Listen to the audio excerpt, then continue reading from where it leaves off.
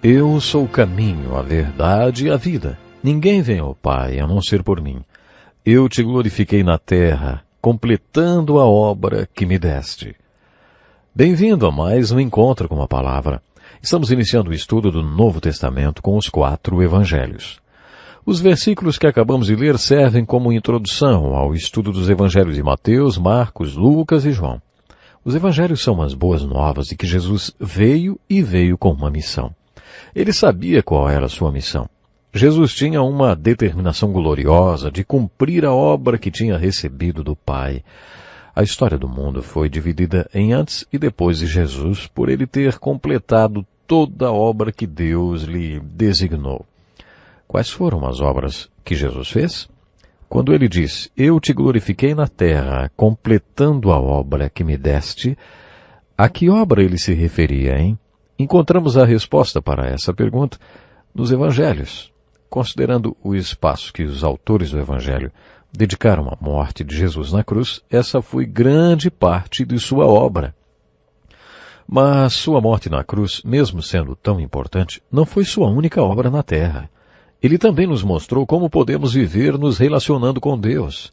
Quando observamos o ministério de Jesus, devemos considerar o seu ministério de redenção, que consiste de sua morte na cruz, e tudo o que a cruz significa. Mas, além do seu ministério de redenção na cruz, Jesus também teve um ministério milagroso de cura. O seu ministério de cura não inclui apenas cura física, mas também cura espiritual. Temos vários exemplos de pessoas que foram impactadas por Jesus. A mulher samaritana, que recebeu um novo nascimento. Zaqueu, que teve sua vida totalmente transformada. E outras pessoas que foram chamadas de uma vida de pecado para uma regeneração, para uma cura espiritual, que geralmente leva à cura física e emocional. Cerca de 1/3 da narrativa dos evangelhos falam sobre as obras e milagres de Jesus. Quando você estiver lendo os evangelhos, e nós ainda estamos na introdução deles, especialmente o evangelho de Marcos, observe a ênfase que ele deu ao ministério de milagres e de cura de Jesus, e principalmente ao seu ministério de libertação. De exorcismo, vamos dizer assim. Aqueles missionários que pregam para pessoas que adoram o diabo e que se entregaram aos poderes do mal, sabem muito bem o que é exorcismo. Missionários que trabalham com esse tipo de pessoas e lidam com esse fenômeno em seus ministérios, sabem muito bem que opressão e possessão demoníaca não são brincadeira. Observe também que Jesus, na maioria das vezes, nem dirigia a palavra para a pessoa que estava doente. Ele se dirigia aos demônios que estavam na pessoa. Não dá nem para imaginar o que aconteceria se Jesus viesse à Terra hoje e visitasse um de nossos hospitais psiquiátricos. Creio que em alguns casos, não todos, mas, preste atenção, em alguns casos, ele iria ignorar toda a nossa terminologia psicológica e se dirigiria aos demônios. Se isso estiver acontecendo com algumas pessoas nestas instituições e os profissionais da área não têm essa consciência, como então os pacientes serão ajudados? Como poderão ficar equilibrados o suficiente para saírem desses hospitais psiquiátricos? Nos evangelhos de Mateus, Marcos, Lucas e João, mas principalmente no de Marcos, observe a ênfase dada ao ministério de Jesus junto aos possuídos por demônios. E aí a sua convicção sobre quem e o que Jesus foi torna-se muito importante. Será que, depois de ler os relatos nos evangelhos sobre as libertações que Jesus realizou, você ainda acharia que, se Jesus viesse hoje, ele precisaria conhecer mais sobre psicologia do que ele conhecia há 2000 anos? Você sequer vai cogitar isso depois de entender quem Jesus era. Jesus era o Emanuel, o Deus conosco. Eu sou o caminho, a verdade e a vida. Ele disse. Se ele era a encarnação do próprio Deus, não tem cabimento dizer que há 2000 anos ele não sabia o que estava fazendo e que hoje faria diferente do que fez naquela época. Não ignore o ministério de libertação de Jesus quando você estiver lendo os evangelhos. Creio que esse ministério de Jesus com os endemoniados representa uma realidade que não podemos ignorar. Devemos ter consciência do mundo espiritual e da batalha espiritual. O Novo Testamento nos mostra que existe o lado positivo e o lado negativo do mundo espiritual. No mundo espiritual existem os bons espíritos e os espíritos do mal. A Bíblia nos exorta a testarmos os espíritos para ver se eles procedem de Deus. Não devemos nos entregar a qualquer espírito e achar que aquele é o Espírito Santo, só porque ele é uma realidade espiritual. A Bíblia fala do Espírito de Cristo, o Espírito Santo, e também do submundo espiritual. Observe essa verdade quando estiver lendo sobre o ministério de milagres de Jesus. Em nossa cultura, as pessoas usam tranquilizantes para controlar as doenças mentais.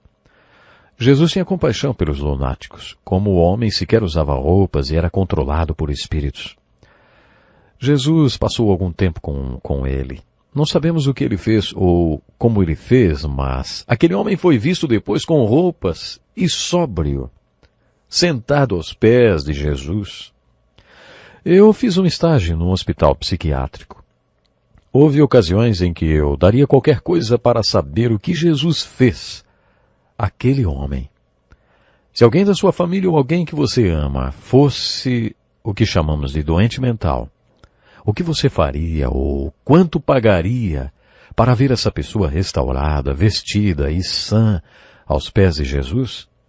Essa foi uma área muito importante no ministério de Jesus. Jesus teve outro ministério muito bonito. Vamos repetir as obras que Deus designou para Jesus? Vamos lá. Ministério de redenção e ministério de regeneração. Regeneração significa restaurar a pessoa. Não importa qual seja o problema. Jesus também tinha um ministério de revelação. No estudo de hoje, gostaria de focalizar esse ministério de Jesus. Ele diz, eu sou o caminho. Essa declaração refere-se à sua morte na cruz, ao seu ministério de redenção. Quando Jesus disse, eu sou a vida, ele se referiu ao seu ministério de regeneração. A restaurar as pessoas, chamá-las para viver como Deus planejou que os seres humanos vivessem. Além desses ministérios, atente também para o ministério de revelação de Jesus, que podemos também chamar de ministério de ensino. Um terço dos evangelhos são registros do que Jesus falou. Os evangelhos nos dizem tudo o que Jesus era. Ele era o verbo de Deus para nós, uma revelação de Deus para nós. Os registros nos evangelhos de tudo que Jesus fez servem para nos dizer, essa é uma revelação de Deus para vocês. Os evangelhos nos mostram que tudo que Jesus disse foi uma revelação de Deus para nós. Jesus disse, eu sou o caminho, eu sou a vida. E ele também disse, eu sou a verdade. Preste atenção para ouvir uma das coisas mais maravilhosas a respeito do ensino de Jesus. Quando se trata do ensino de Jesus, saiba que ele jamais vai decepcionar você. Tudo que Jesus disse, tudo que ensinou, ele praticou na íntegra. Ele sim podia dizer, eu sou a verdade que estou ensinando para vocês. Essa verdade que eu estou ensinando a vocês é o que eu sou. Se vocês querem realmente saber o que eu ensino, venham e me sigam. No primeiro capítulo de João, lemos que quando Jesus se encontrou com alguns dos apóstolos, perguntou, o que vocês querem? Essa é uma pergunta profunda. Os apóstolos não eram teólogos nem estudiosos. Eles eram pessoas simples, pragmáticas, que tinham aprendido tudo com a própria vida. Por isso fizeram uma pergunta bem prática. Rabi, onde estás hospedado? Jesus, tão prático quanto os discípulos, respondeu, venham e verão. Então foram, por volta das 4 da tarde, viram onde ele estava hospedado e passaram com ele aquele dia. Cada um daqueles homens viveu e morreu por Jesus por causa daquilo que eles viram quando foram e viram. O que foi que eles viram quando decidiram ir e ver? Eles viram o que Jesus era. Eles viram que ele era a verdade que ensinava. Os ensinamentos de Jesus eram tão dinâmicos e santos e tão poderosos porque ele era Deus. E quando ele abria sua boca e ensinava, era o próprio Deus falando. Jesus estava exegesando, vamos dizer, revelando e trazendo à tona a verdade de Deus. Os ensinamentos de Jesus eram eletrizantes porque ele vivia tudo que ensinava. O ensinamento de Jesus tinha várias dimensões. O ensinamento de ensino de Jesus é encontrado no que chamamos de discurso de Jesus, como, por exemplo, o Sermão da Montanha. Quando começamos a ler o Evangelho de Mateus e chegamos ao capítulo 4, lemos a descrição do cenário de que muitos teólogos acham que seja o maior discurso de Jesus, o Sermão da Montanha, Está registrado nos capítulos 5, 6 e 7 de Mateus. Nós não podemos considerá-lo como um sermão no sentido convencional. Esse discurso foi dado num lugar preparado para Jesus, como se fosse um retiro. Quando Jesus organizou o primeiro retiro espiritual dos cristãos, ele queria desafiar o povo a se tornar parte da sua solução e da sua resposta para todos os problemas do mundo. Ele estava ministrando para uma grande multidão que tinha todo tipo de problemas. Ele era um só quando foi confrontado com esses problemas, mas foi estratégico, como podemos perceber no capítulo 4. Ele foi para o topo da montanha, como lemos em Marcos 13:13, e dali Jesus convidou as pessoas para se juntarem a ele. Então ele passou a transmitir os ensinamentos para aquelas pessoas a fim de que elas pudessem fazer parte da sua solução e da sua resposta para todos os problemas da multidão que se espalhava até o sopé da montanha. O Sermão da Montanha é um dos discursos mais dinâmicos de Jesus. Estudaremos esse sermão em detalhes brevemente. Outro discurso muito importante é o Sermão da Montanha das Oliveiras. O Sermão do Monte das Oliveiras, que é registrado em Mateus 24 e 25. O Sermão da Montanha das Oliveiras não foi propriamente um discurso ou sermão, mas sim um diálogo entre Jesus e seus discípulos. Os apóstolos questionaram Jesus. Aparentemente, Jesus os estimulou a fazer perguntas e passou a falar sobre o futuro e sobre as profecias. Ele diz, eu lhes garanto que não ficará aqui pedra sobre pedras, todas serão derrubadas. Os discípulos lhe perguntaram, quando acontecerão essas coisas? E qual será o sinal da tua vinda e do fim dos tempos? Em resposta às perguntas dos discípulos, Jesus passou a lhes falar o que chamamos de Sermão da Montanha. Esse discurso de Jesus refere-se à sua segunda vinda. Além de encontrar os ensinos de Jesus nos seus principais discursos ou sermões, encontramos mais sobre seus ensinos nos chamados pequenos discursos. Você está lembrado que consideramos os profetas maiores aqueles que escreveram mais? E chamamos de profetas menores aqueles que conseguiram sintetizar suas profecias em livros menores, e não porque fossem inferiores, os discursos menores de Jesus não são menos importantes do que os maiores. Alguns dos mais importantes ensinamentos de Jesus estão nos seus discursos rápidos, nas parábolas, nas metáforas, nas suas comparações. Outros ensinos muito profundos aparecem numa frase ou num versículo das Escrituras. Alguns dos maiores ensinamentos de Jesus saíram de diálogos. Por exemplo, o Sermão da Última Ceia, na verdade, foi um diálogo entre Jesus e seus discípulos. Quando você ler João 13, 14, 15 e 16, observe que quando aqueles homens se sentaram com Jesus ao redor da mesa, fizeram-lhe perguntas. Jesus estava sempre conversando, travando diálogos.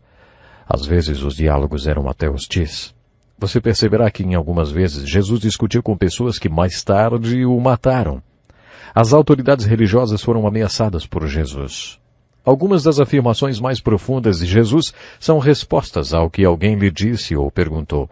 Toda vez que Jesus dizia algo, não importa o contexto, era sempre mais um dos seus ensinamentos. Jesus estava sempre ensinando.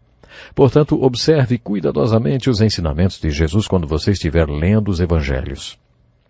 Resumindo, essas eram as obras que Jesus quis realizar nesse mundo. Sua obra de redenção, sua obra de regeneração e sua obra de revelação. Essas três obras são uma forma de abordar a vida e a obra de Jesus. Leia os evangelhos procurando essas obras que Jesus realizou.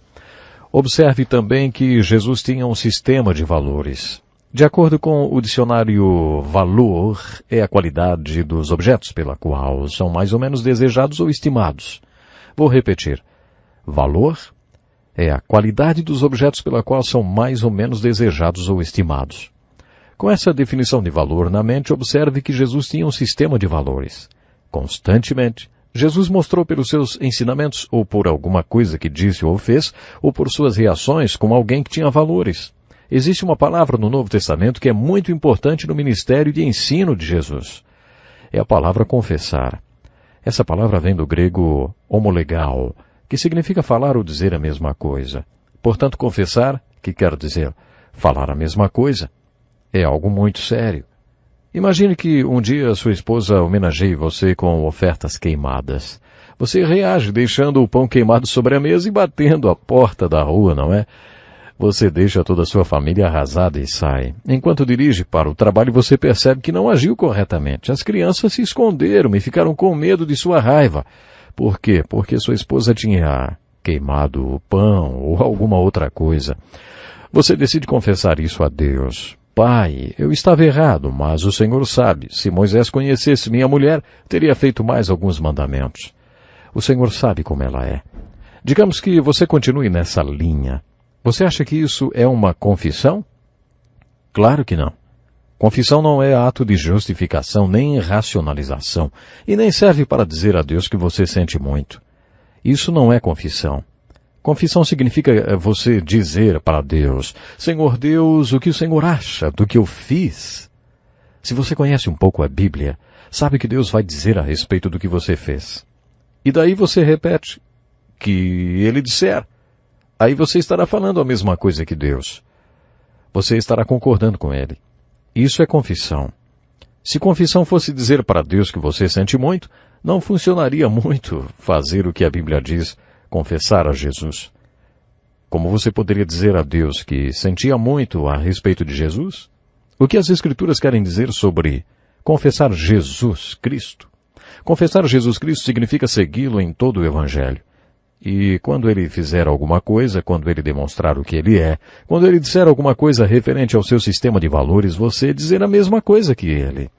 Quando você diz a mesma coisa que Jesus, você confessa Jesus, você concorda com Jesus. Isso pode revolucionar sua vida.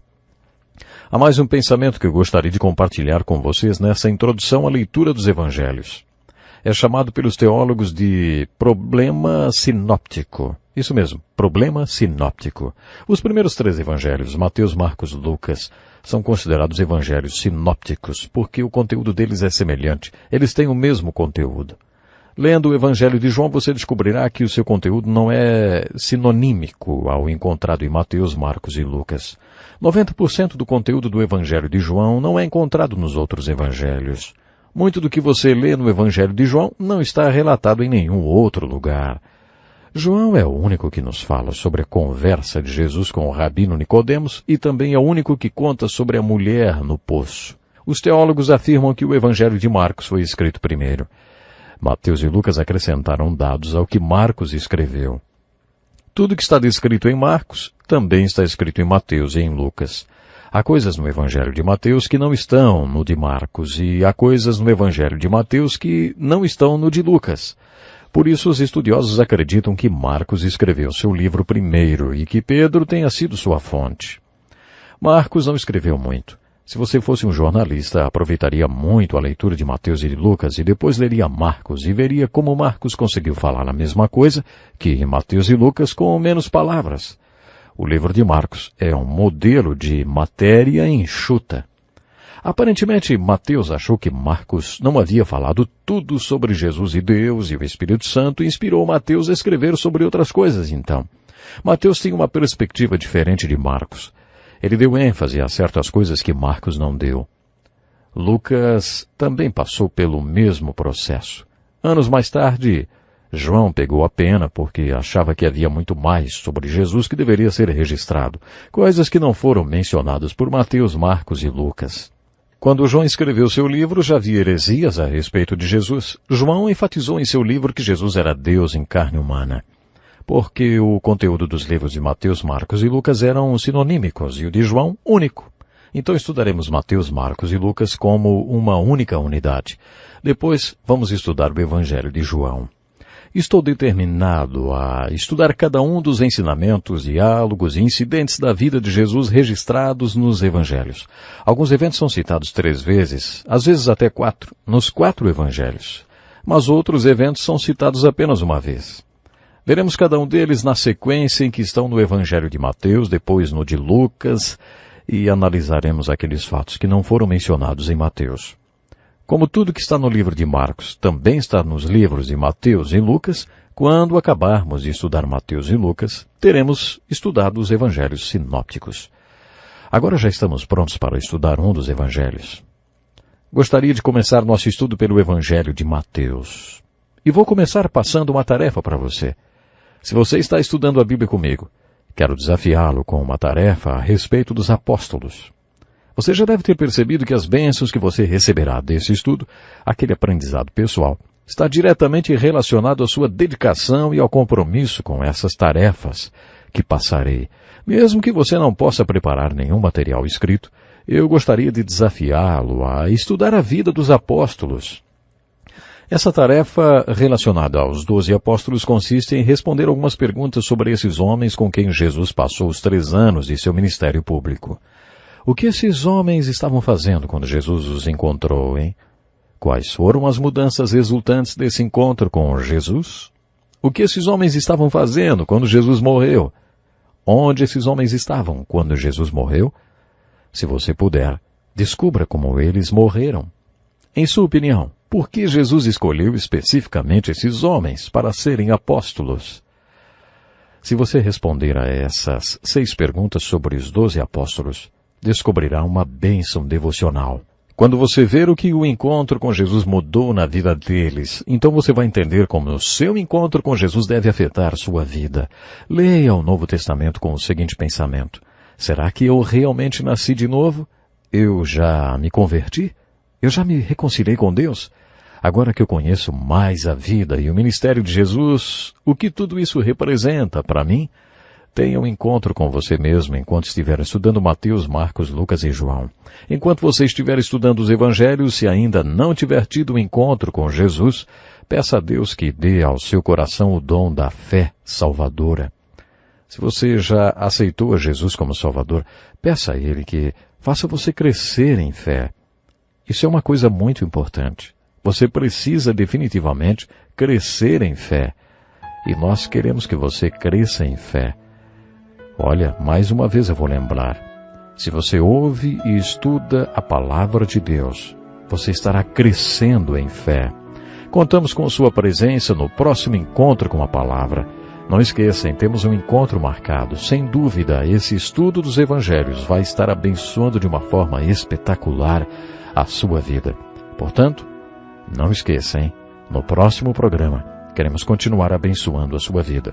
Deus lhe abençoe e até o próximo programa.